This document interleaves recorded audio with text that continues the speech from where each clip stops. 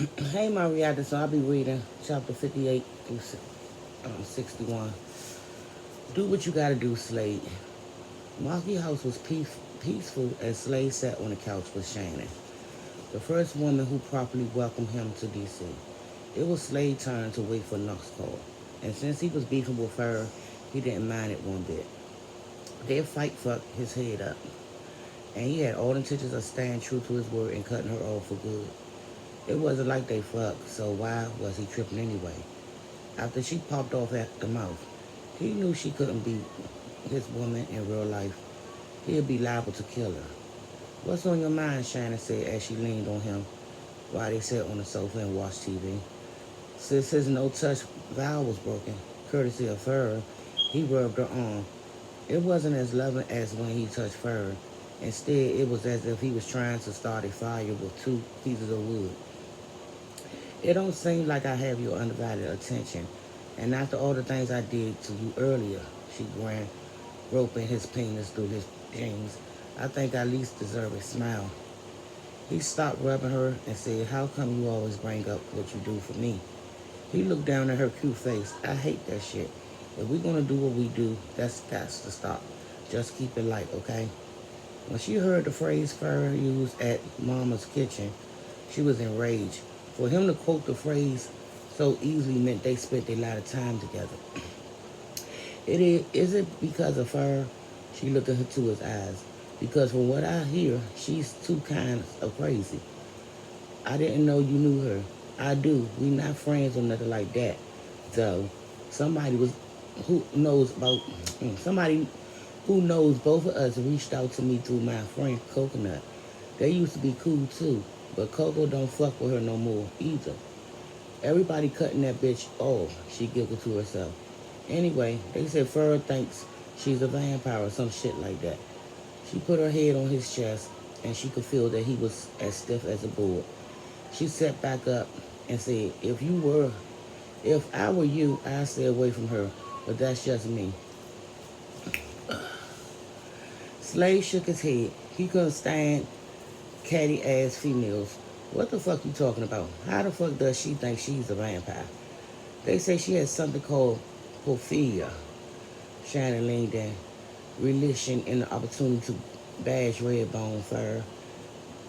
I looked it up when I was in my house to see what I could find on the internet. She can't stand chemicals, perfume, and things like that. So if she's around it, she'll run. If she said, if it can't, it said she can break out into hives, get sick, and all other kinds of shit like that. She was real sick in school too when we were younger, but I didn't know what it was about. Apparently, it's a blood deficiency illness, and she playing it up as something else, probably to get attention from you. How could she? She never told me nothing like that. I don't know why she thinks she's a vampire then. Anyway, everything I found on the internet said people don't crave blood. They crave violence. So it ain't like she need blood for real. She doesn't think she does. She looked up at him. I know you like her, Slade, but you should really be careful. I'm just saying. She rubbed his chest. He knocked her hand away. Who told you some dumbass shit like that? She backed away a little bit. I can't tell you. Well, when you can give me facts, we can talk. Until then, worry about what we got going on right here before it's over. He looked back at the TV. I didn't mean to make you mad. I'm just worried about you, Slade, that's all. He knew how much she liked him, but they could never be anything more than a good time friend. His reason has more to do with their first connection than it did with anything else. A girl that loose in the panties, he couldn't take seriously. Plus, he wasn't going to be in D.C. long anyway. What she said about Fur being a vampire had him vexed, because he couldn't imagine anything like that being halfway true.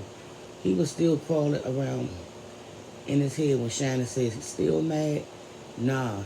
Can I do something to put a smile on your face? She dropped to her knees and crawled between his legs. It won't take me no time to make shit right. He grinned. Do what you gotta do. Chapter 59. Let's go, Rhonda. Now, Fur. Fur was on her second green apple martini. The red dress she wore hugged her curves, and she was pulled 7 different times by various men. Rhonda was just as sexy in the tight-fitted jeans she chose to wear and stylish leather jacket to cover her large belly. From the back, that ass was so fat. From the back, that ass was fat. So she was also pulling them left and right. You can hear you hear about Gary from around the way? Rhonda asked. Fur remained silent. Anyway, they said they found him in an alley with the veins on his dick slit. He been there for weeks, and they just found him today. That's some crazy ass shit, right? She knew who he was, and most importantly, what had happened. So she wasn't going to say anything either. Which way? Don't know him and don't care.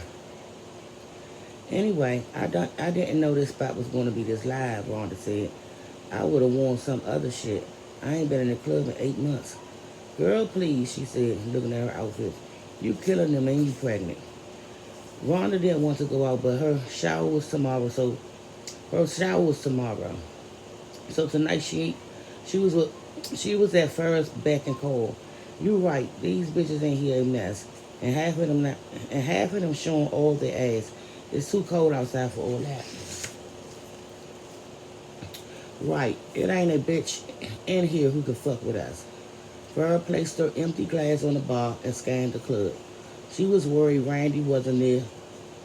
She was worried Randy wasn't there where she thought he should be. I know I gotta find another sponsor since I'm beefing with Slade and Randy wants to kill me. Slade wasn't sponsoring shit anyway, Rhonda clarified.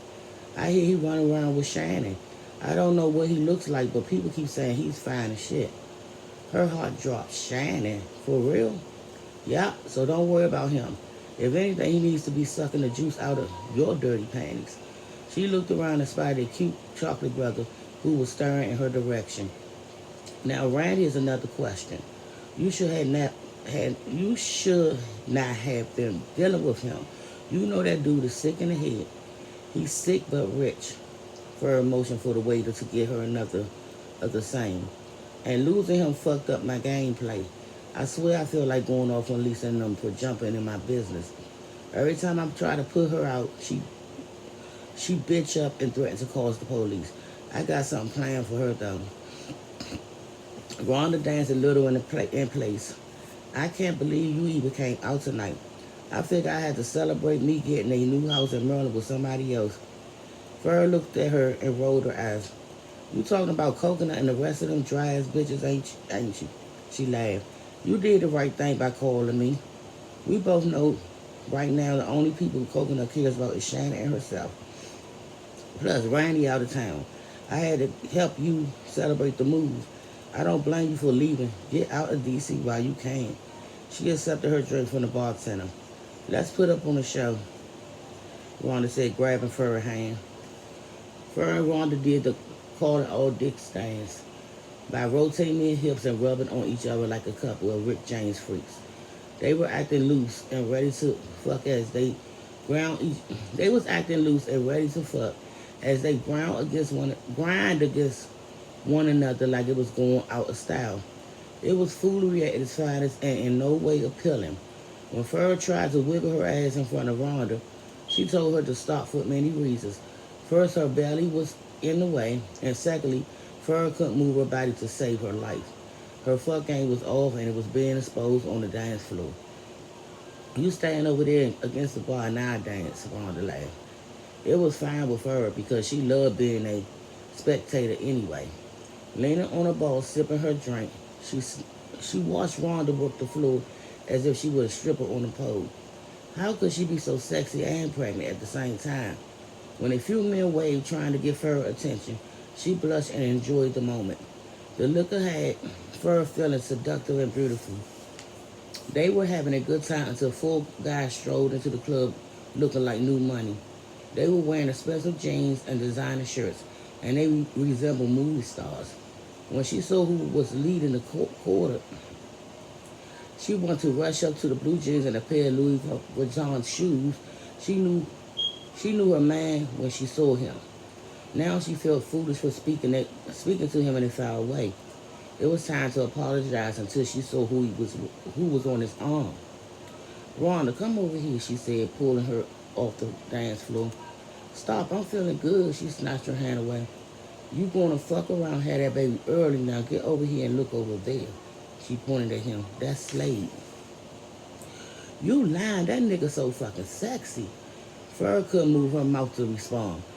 Sure, she disrespected him, but as far as she was concerned, he should be home waiting for her call. She took for granted that he was trying to find his brothers and never imagined him being in the club with someone else. Slade didn't see her as he bent down to whisper in Shannon's ear, but Shannon spotted Fur.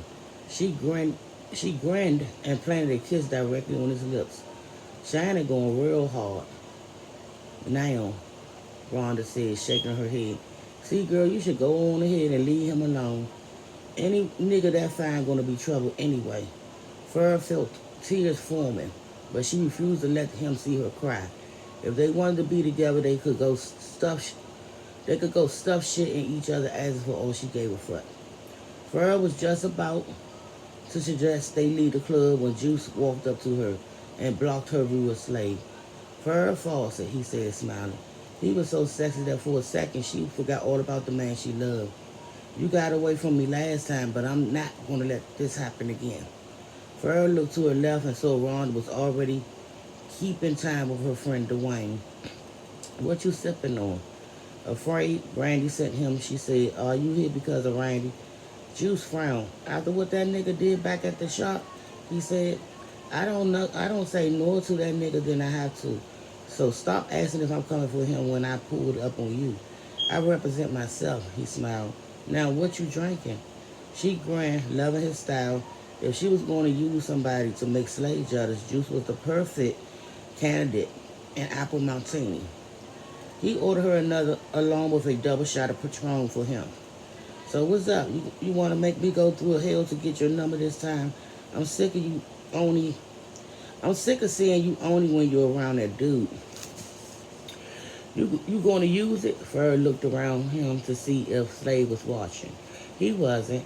Instead, he pulled Shannon into his body and kicked it with his brothers, who also had dates, and she was devastated. She wondered if he was trying to make her jealous. Who bring bitches to the club? They ain't nothing but some country-ass niggas, she thought.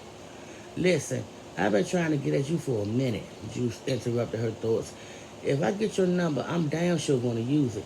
He handed her his phone, so put it in there. When she finished programming her digits, she saw Slade and his crew walking to the bar.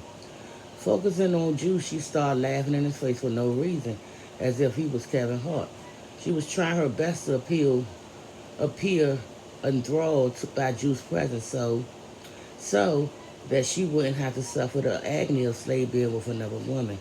Once at the bar, Slade put his hands on the small of Shannon's back and said, what you want? An apple martini, she said, looking at Fur's drink. Slade followed her eye contact and saw Fur for the first time. What's up, Fur? Then he nodded at Juice as if they were homies, and like he didn't care. He focused back on Shannon and didn't speak to her anymore. You coming to my shower, right, Rhonda asked Shannon.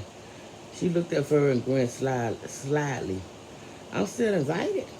Rhonda looked at Fur and said, girl, she don't care nothing about what you do. Rhonda looked at Slade and back at her. She was being greedy as shit for baby gifts. She knew Fur didn't want that bitch anywhere near her house. Fur got her own business over there. Fur knew if she opened her mouth, her words would be broken, so she nodded. Well, I guess I'll see you there. When your drinks came, they walked away and Slade never looked back. Fur knew Juice wanted to fuck because he suggested they leave early, when all she wanted to do was cry.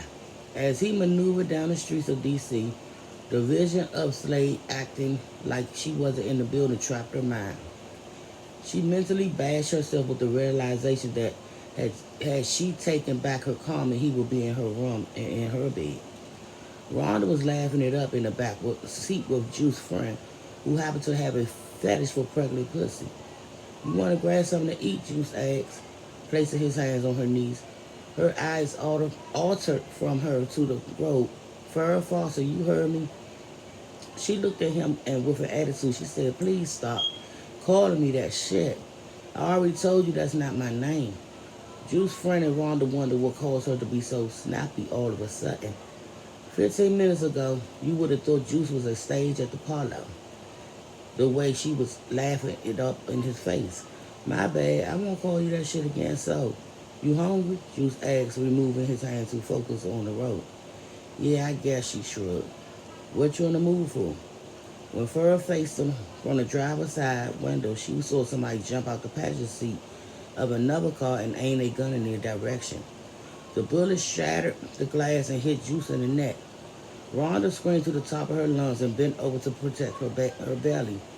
Don't hurt my baby, don't hurt my baby. Oh my God, Fur screamed. Juice man grabbed his weapon from his waist, rolled his window down and started busting at the shooter. Gunfire flew from every direction and she had no doubt that she was going to get hit. Juice, barely alive, pressed his hand on the neck as blood oozed through his fingers. He pressed the gas and did his best to drive wildly away from the scene. When his eyes closed and his hands dropped, the truck rolled into an active construction site a few feet ahead.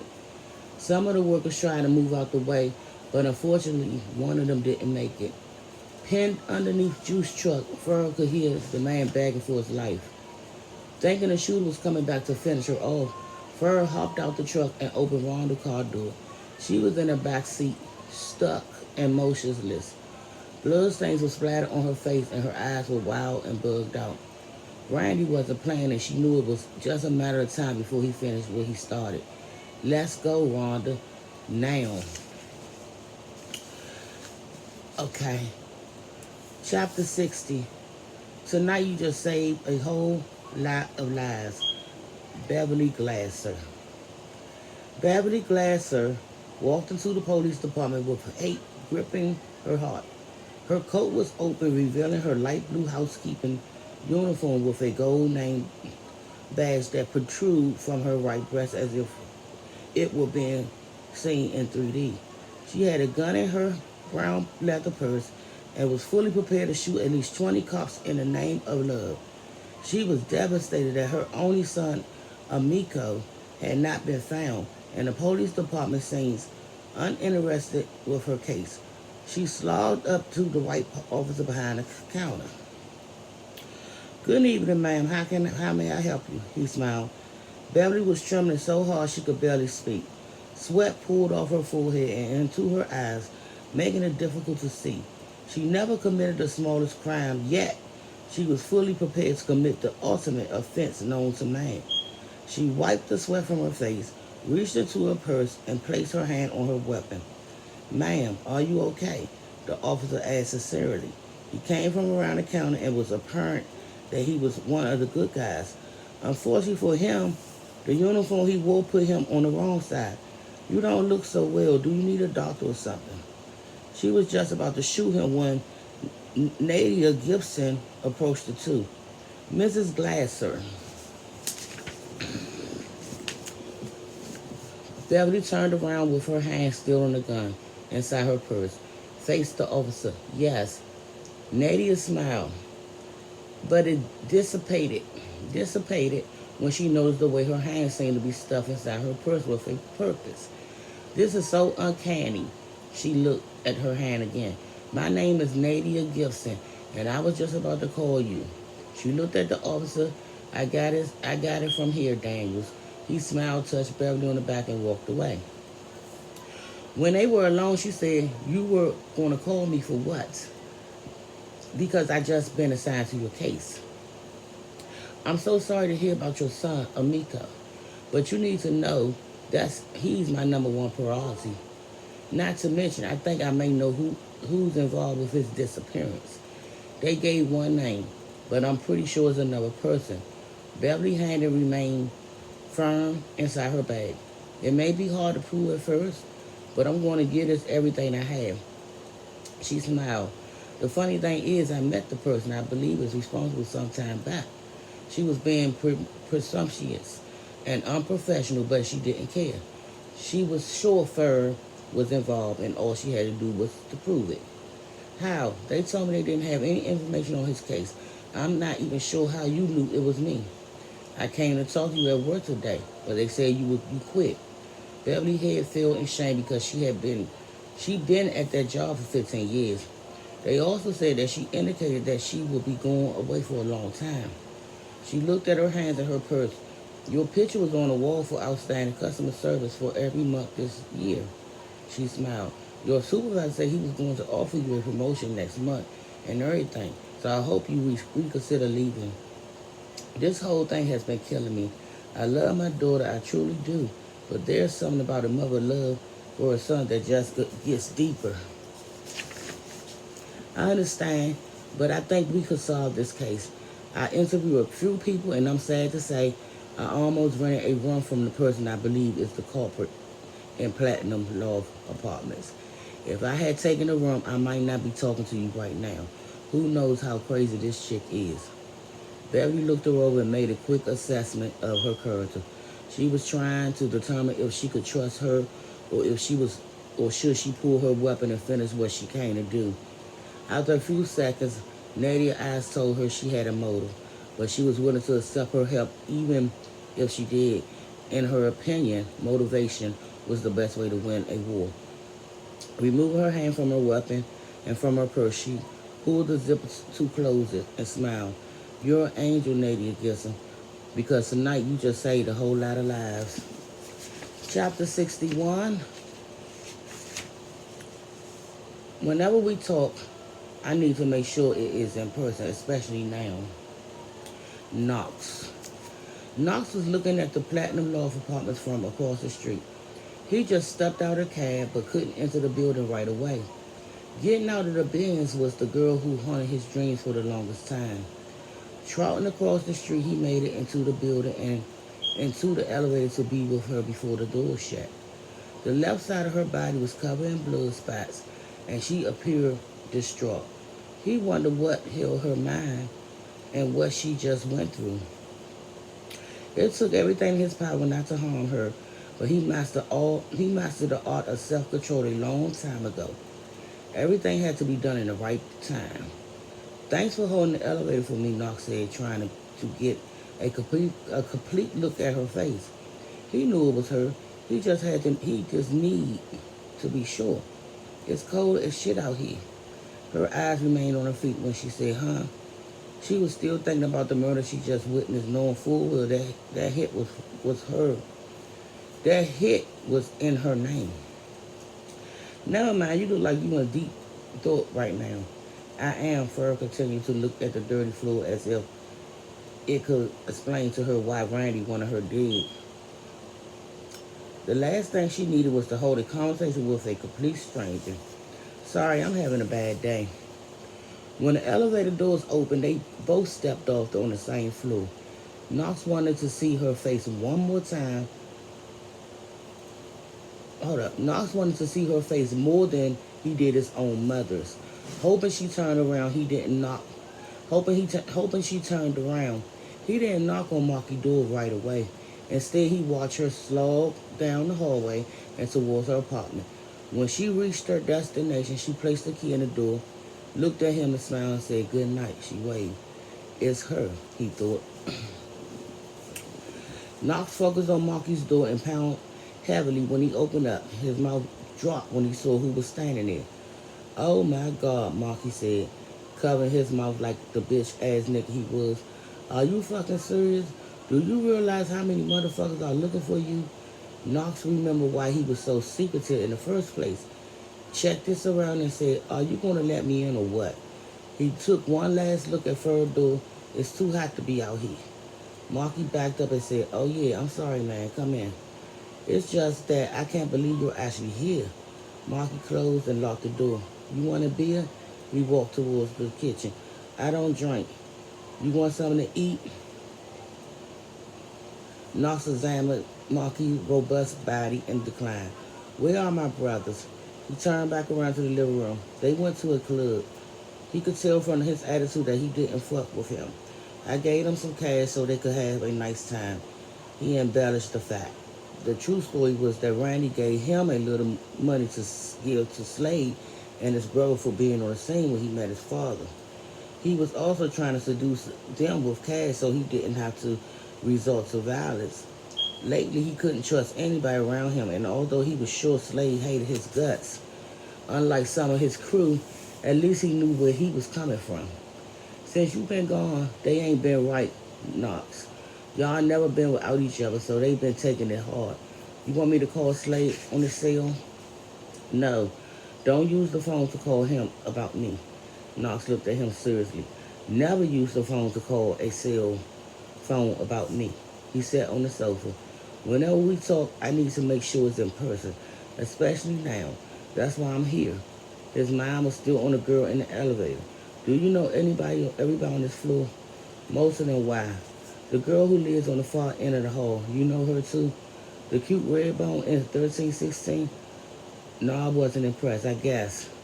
Yeah, slaves fuck with her. Why you ask? Knox stood up and what you mean he fucks with her? That bitch been around my brother? Yeah, why? Is something up? Nah, but look, I gotta go take care of something. I can't stay right now. Where are you going? If he left and got lost again in this world, Slade will kill him. So he moved for the phone. Maybe I should call Slade, man, just to let him know he needs to come home and that is important. He picked up the handset. That nigga hates my gut and he'll kill me if I don't say something. I said, don't worry, I'm going to be back. Now put that on the phone. Marky slowly placed it on the hook. Don't say nothing to my brothers, any of them. I'll talk to them when I get back. If they get back before I do, I'm not here. Tell them to go see the clapper. I'll probably be with her. Wait, you talking about the white bitch who be on the Huron? If you want to fuck with me, never disrespect her like that again. He's serious. He said seriously. That white bitch you talking about saved my life. Okay, y'all, I'll be back with 62 and 63, 64. And y'all, this is a part 2 to this. Actually, it's 3 parts, but I read 2, part 1 and part 2. So I'm going to see can I find, because we almost finished that book, but I'm going to see can I find part 2. I hope I ain't throw it away. If not, if I don't find part 2, when I get finished this book, we'll just go to another book. But thank y'all for watching. Please like, comment, and subscribe. And share by my reactors.